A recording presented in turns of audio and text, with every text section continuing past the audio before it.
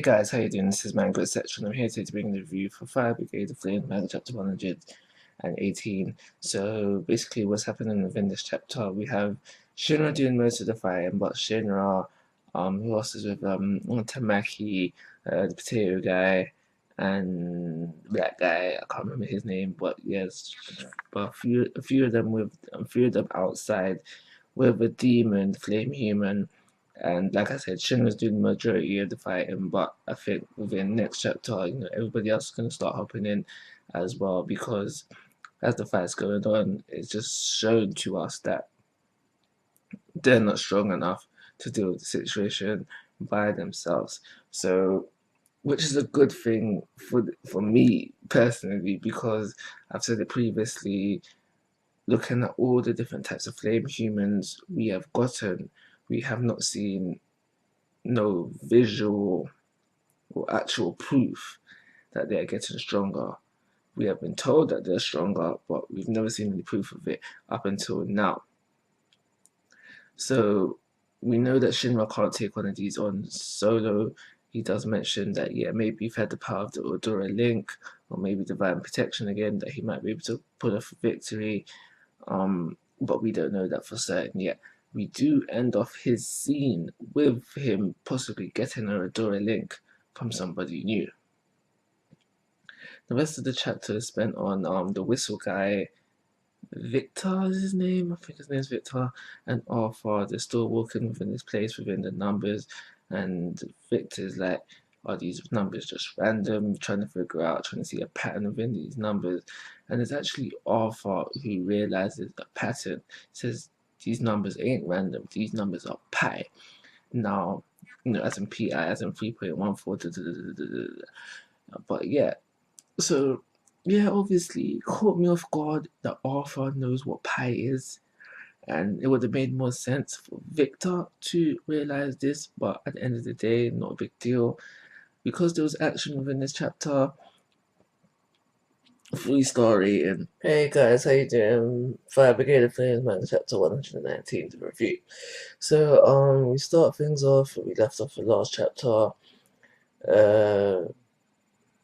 Arthur knows about pi because he's a knight of the round table. So yeah, we have that. So basically what happens during that scene is that Victor takes pictures of all these stones and stuff, and he's going to compare it to pi when they get back. He also doesn't believe that this is the only thing that they need. They think that there's another key to activate the God of Destruction and all that madness. So we then flip over back to Shinra and company, where they are easily dealing with the servants of the main guy. And during this time, we find out that Shinra has got an Odora Link going on, possibly with the woman that the mold is waiting for. So he's trying to figure out where he's hearing this voice from, and it's kind of hinted that it's coming from inside. And also, as Shinra looks at the building, we go back inside to Arthur and company, where there's some sound going off as well. Also hinting towards the same scenario.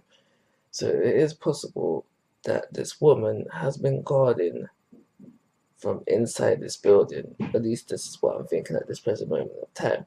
But that is everything that's happening within this chapter.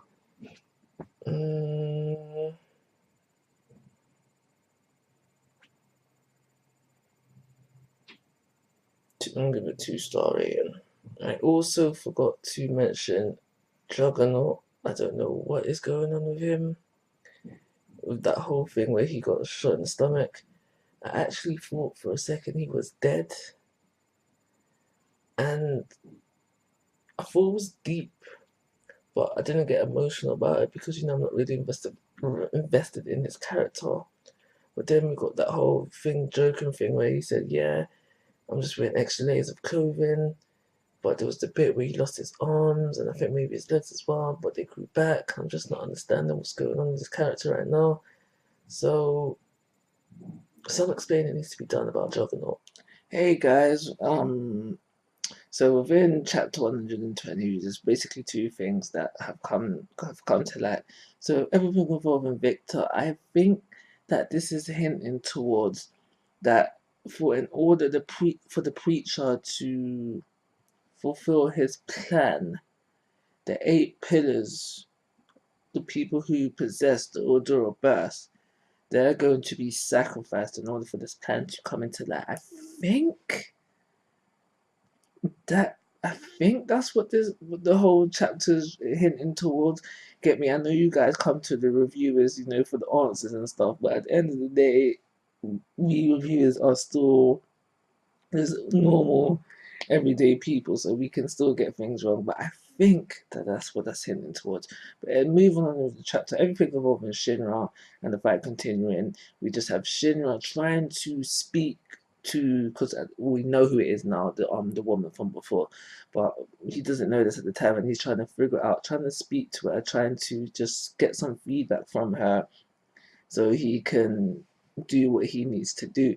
And like I said, as he's doing this, we find out that it's the woman from before. He gets the most help to help him do it. But while he is doing this, he needs some help from his friend. I've forgotten his name. Ogun, I think it was.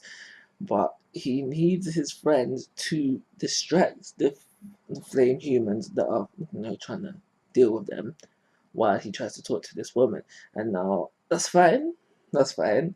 He doesn't defeat any of them, and that's also fine. It's his power up that bugs me. Only simply because of what was said about this power up.